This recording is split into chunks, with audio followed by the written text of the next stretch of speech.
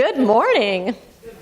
Welcome to Living Beyond Limits. If you don't know, I'm Reverend Jennifer Spear. We are a part of Centers for Spiritual Living, and it is my honor to welcome you this morning. I'm so glad that you have come to spend your morning with us and with each other. And if you are new today, from the very bottom of our hearts to yours, we're so glad that you joined us today. Welcome. And so we're going to begin this service today by reading our mission statement that's on the front of the bulletin. So I invite you to join me in that. We are a sanctuary where people can discover and reveal the presence of God within their own being and experience their oneness with all life. Through the realization of this inner presence of love and peace, we give way to the evolutionary impulse of the divine and become a beneficial presence in the world. That's really what we're doing here at Living Beyond Limits is through the readings and through the talk and through the music, we are moving back into that place within us that remembers and knows that, yes, indeed, we are essentially spiritual beings. That we have come from that one, whether you call it God or Christ consciousness or Buddha nature, doesn't matter what you call it, that one infinite life, that one infinite presence, that we come from that. And not only do we come from that, but when we awaken to the fact that that is our essential nature, that what is true of that one is true of us, meaning that if God is peace, that peace is within us. If that infinite one is absolute intelligence and perfect knowing and wisdom, that means that is within us. If the very nature and essence of spirit is peace, then peace is within us.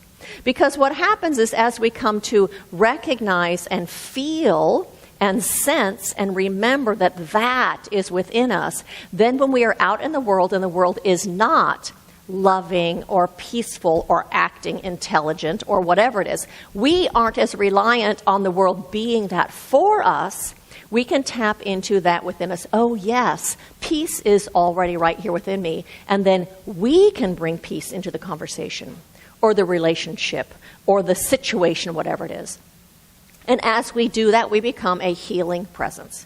We become a healing presence in our own lives and in our own experience, as well as in that conversation or relationship. And because everything is connected to everything else, we actually affect the whole, like ripples on a pond. Who we are and how we are in the world goes out like ripples on the pond. And so as we awaken to our own spiritual nature, we automatically become a beneficial presence in this world because we automatically come with more kindness and more love and more generosity, standing in our own wholeness and our own power. So we come to the world differently and we come as a blessing. And so I thank every single one of you really from the bottom of my heart for answering this call of your own spirit to be walking this path, to be bringing that goodness into this world and for making a positive impact. Thank you to each and every single one of you. You know, I don't think that there is a person in the world this week that is not absolutely heartbroken over the devastation and the loss of innocent lives taken by the militant group Hamas in Israel and the consequent war that is going on. It's heartbreaking.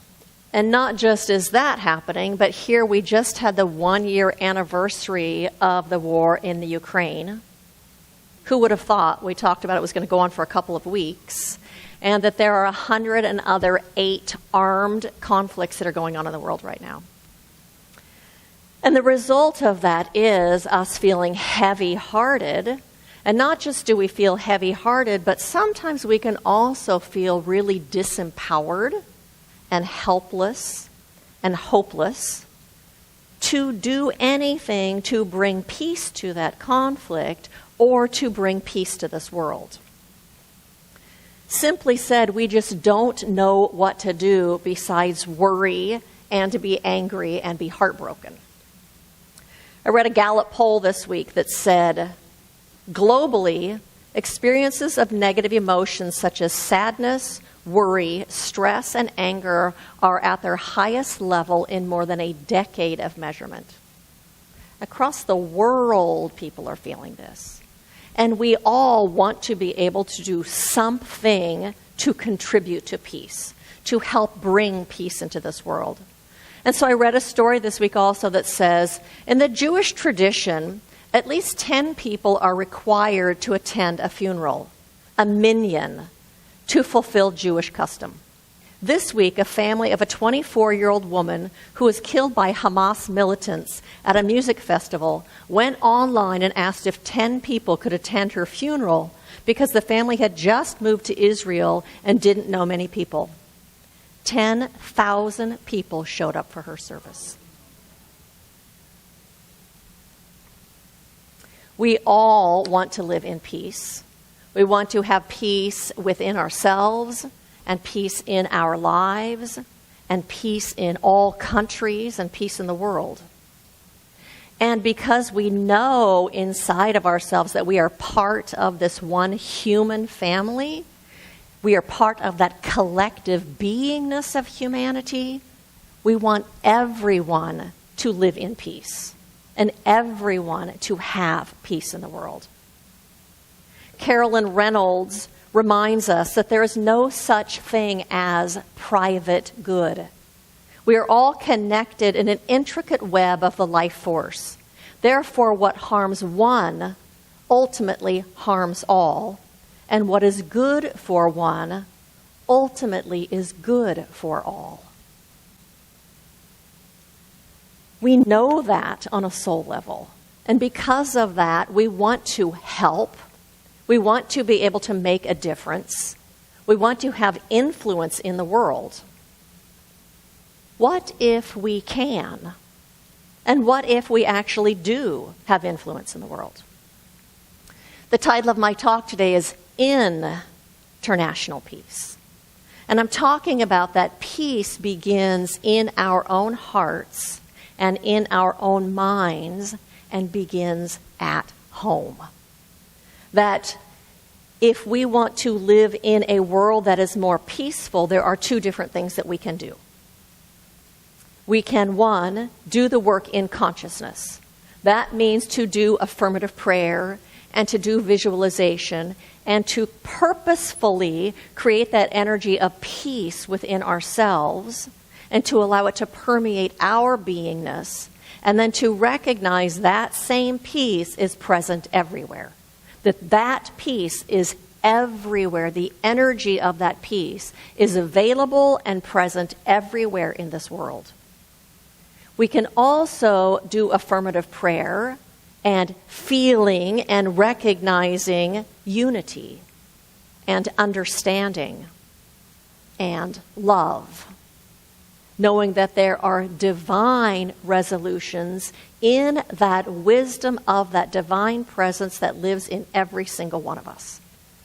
Seeing that, feeling that. That's what Ernest Holmes, the founder of this philosophy, called creating a mental equivalent. Creating the thoughts and the feelings inside of ourselves of what we want to experience out there so that that can be acted upon by that invisible law and come into form in this material world. We create the feeling of what it is that we want inside of ourselves. So I heard a story, and you may have heard this a long time ago, by Greg Braden.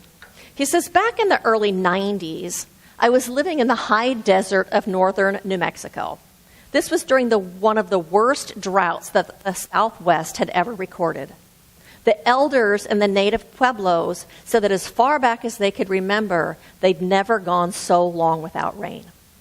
David, a native friend of mine from one of those nearby pueblos, called me one summer morning and asked if I wanted to join him in visiting a place his ancestors had built where we would pray for rain, or where he would pray for rain. I agreed, and soon we were hiking through hundreds of acres of high desert sage. He led me to a place where there was a stone circle that reminded me of a medicine wheel.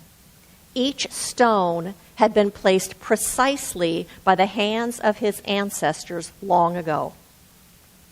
I had an expectation of what I thought I was going to see, but my friend simply removed his hiking boots, then stepped with his naked feet into the stone circle. the first thing he did was honor all of his ancestors. Then he held his hands in a prayer position in front of his chest, turned his back to me, closed his eyes. Less than a minute later, he turned around and said, "I'm hungry. Let's go get a bite to eat." Surprised, I said, "I thought you were going to pray for rain." I'd been expecting to see some chanting and dancing. He looked at me and said, "No, if I prayed for rain, the rain could never happen." When I asked him why, he said, "It's because the moment you pray for something to occur, you've just acknowledged that it's not existing in that moment." When you're asking in prayer for something, you're saying to yourself, it's not present. And you may actually be denying the very thing you'd like to bring forward in your prayers. Well, if you didn't pray for rain just now, when you closed your eyes, what is it that you did? He said, "When I closed my eyes, I felt the feeling of what it feels like after there's been so much rain that I could stand with my naked feet in the mud of my Pueblo village. I smelled the smells of rainwater rolling off the earthen walls of our homes. I felt what it feels like to walk through a field of corn that is chest high because of all the rain that had fallen. In that way, I planted a seed for possibility of that rain, and I give gratitude and thanks in appreciation." That's creating that mental equivalent, creating the feelings inside of what it is that we want to experience. And so we aren't asking for peace in our own lives or peace in the world. Instead, what we're doing is we are creating the energy of peace inside of ourselves, planting seeds of possibility so that it might come into form in the world. And then the second thing that we can do is actually just to create peace in our own lives, to create peace in our thinking, to create peace in our words, in our actions, in what we do, and in our own lives. Because I think we forget sometimes that we are all a part of this collective consciousness of humanity. We live in this energetic pool that contains all of the thoughts and all of the feelings and all of the experiences of humanity, the collective consciousness. We forget that we live in that, and when we talk about it, we know that we are affected by it. For instance, when it's cold season, everyone is focused on that it's cold season and you might get a cold, and the TV's bombarding you with advertisements for cold medicine and people are talking about it. Believing that makes us more susceptible to getting a cold. So we are asked to do the work in consciousness, to do the work in our affirmative prayer that wholeness is who I am, that the power and presence of the infinite and all its intelligence is working in my body in perfect harmony and in perfect order, so that we know something else besides that it's cold season, which helps us not be as vulnerable. And so we know that we are affected by that collective consciousness like that, but we also are always, in every moment, we are adding to that collective consciousness of humanity. So we're not only affected by it, but we are effecting it also. And you know that everything is energy, everything is vibration, and so everything is a part of that and is exposed to it and moved by it. And so when we create peace within ourselves, when we create positive energy within ourselves or love within ourselves, we are then adding that to that collective. And so I think that we are really called to do both. To do the work in consciousness of creating that energy of peace and creating peace in our own lives and in our own thinking and in our own activities. So I have a question for you. What do you think is more important? Do you think it's more important to think positively or to not think negatively? What do you think? What'd you say? No, the answer is it is more impactful to not think negatively. You know, every time we think negatively, we drag ourselves down. Think about that. It's like that inner critic. It's the villain inside of us that thinks negatively all the time. When we think negatively, it drags us down. It makes us feel bad. It drains our energy. It lowers or inhibits our creativity, which includes new creative ideas of ways to solve problems or find solutions. And it adds more negative energy to that collective consciousness that I'm talking about, to that energetic field that we are living in. That negative has a low vibration and adds that to that vibratory field.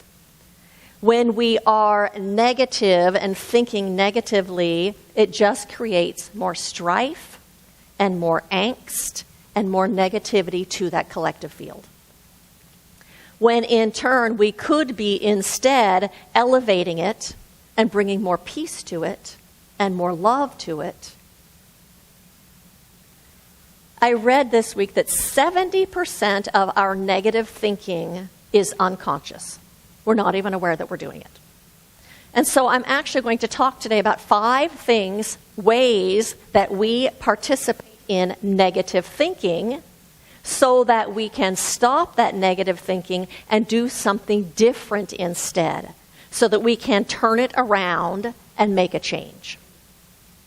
And so, because as you know, as we turn that negative thinking around, we will automatically be more peaceful and be adding more peace to that collective. And so the first way that we participate in that negative thinking is by complaining. You know, you complain about your boss, you complain about your neighbor, you complain about your spouse, you complain about the weather. Dennis Merritt Jones says, we can put whatever tempts us to complain about into one of 2 categories. Either it's an issue we can and therefore should do something about, or it's beyond our control and we should release it. Whenever we chronically complain about the same thing, we are granting it permission to remain unchanged in our experience. Complainers are powerless. Complaining keeps us in victimhood. It says there's nothing I can do about this, or I'm not willing to do anything about this. Keeps us stuck in feeling like a victim. It disempowers us from making changes, and it adds more negative energy to the environment.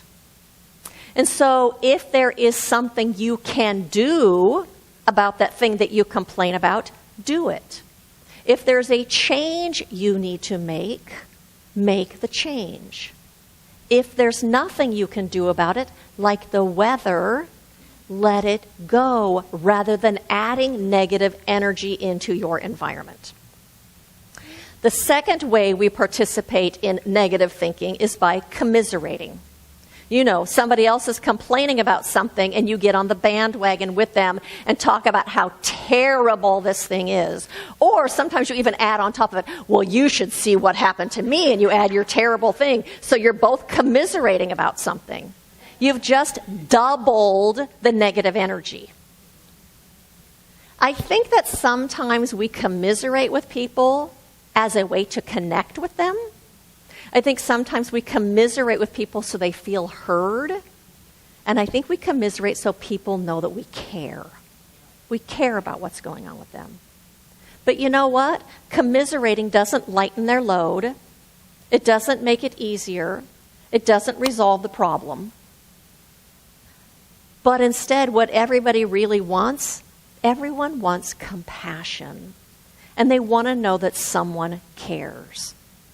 So the next time someone is complaining to you, rather than commiserating with them, what if instead you said, I hear you, and I hear that that's hard for you. Is there something I can do to help? Imagine that scenario just for a second in your mind. Someone's complaining to you. I hear you. Is there anything I can do to help? What do you think they do? I think it shifts the energy, and I think it takes them into their heart, and they're like, oh my gosh, thank you. There's nothing you can do, but thank you for caring. I think that's where it moves us, which is really what they want in the first place, is to feel loved and cared about and supported and kindness. That's what they're really looking for. They don't know it, but that's what they're really looking for. The third thing that we do you do this? Catastrophizing. Something happens and we imagine the worst possible outcome that can happen when this thing is happening. We make a mountain out of a molehill, or we blow things entirely out of proportion. You went for that job interview and you didn't get that job, and in turn you start telling yourself, I'm never going to find a job. And then I'm going to end up in poverty, and then I'm probably going to end up homeless. Wow. Or a relationship ends that you're in and you say, oh my gosh, I'm never going to have a relationship. In fact, nothing's going to work out for me. I'm just a big loser. And I'm probably unlovable anyway. And we start thinking it's about us and make this huge story up. Here's my favorite one. You have a headache that goes on for several days in a row, and you're convinced that you must have a brain tumor. Does anyone do that kind of thing? You're waiting for a lab result and you run down the road of how horrible this is going to be, and it's nothing. That's catastrophizing. And so the call for us is to practice mindfulness, to notice when we are catastrophizing.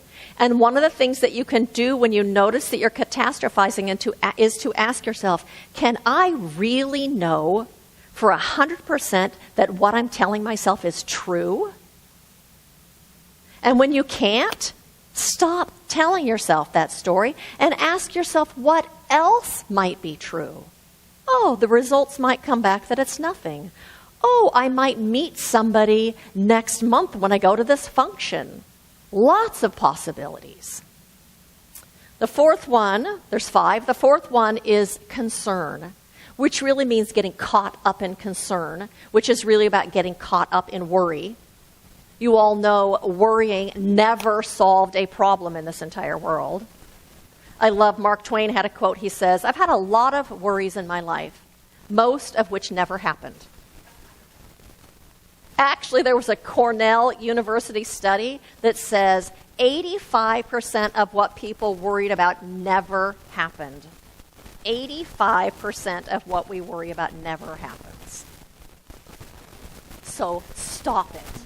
My invitation to you is to practice mindfulness, to notice when you're participating in negative thinking, when you are amplifying that negative energy within yourself, through complaining, through commiserating, through catastrophizing, through getting caught up in concern and worry, and through criticizing. Notice it and stop yourself. There's no magic tool to use. You just have to stop yourself. You notice it. I started this a week ago, practicing this. I noticed how much I complain in my head, not even to someone else. Stop it. It takes awareness and it takes commitment. But do it as a way to create greater peace in the world, because it begins at home. If you can't create peace in yourself, and if you can't create peace in your home, can't create peace in your life, you can't expect there to be peace in the world. It doesn't work that way. So create peace within yourself. And so that second thing too is to visualize and affirm and create the feelings in yourself of peace and spread that out to the world. Do affirmative prayer. Do affirmative prayer for peace in the world and for unity and for love, for compassion, for understanding, and create peace in your own life. And as a result of that, we will all be adding greater peace to the world, to that field that we live in, and creating greater peace within yourself and within your own life. Thank you. And so I have a couple of opportunities as a way for you to participate in this family. One is that we are doing a community outreach the last Sunday of this month. We are going at 10:30 on that Sunday morning. We're not doing service, so whoever wants to come, there's a sign-up sheet in the back. We're going to Ronald McDonald House and cooking a meal for the people that are staying there. So if you don't know about Ronald McDonald House, it is parents of children who are in the children's hospital across the street that need to go see them every day. So they actually stay there for free. People contribute and donate food and donate all kinds of stuff. The support is just incredible. So we're going to do that as a community outreach. You can sign up to do shopping ahead of time. You could sign up to cook that day, or you could sign up to partially financially sponsor it. But please sign up today. We need to know how many people it looks like are interested to do that. So no service on the 29th. Really, that's it. We have prayer support. If you would like prayer, the practitioners are happy to pray with you. Will you raise your hand if you're a practitioner? Are happy to sit down and pray with you. We have a ministry of prayer box in the back that you can fill out a prayer request, and we will support you during the week.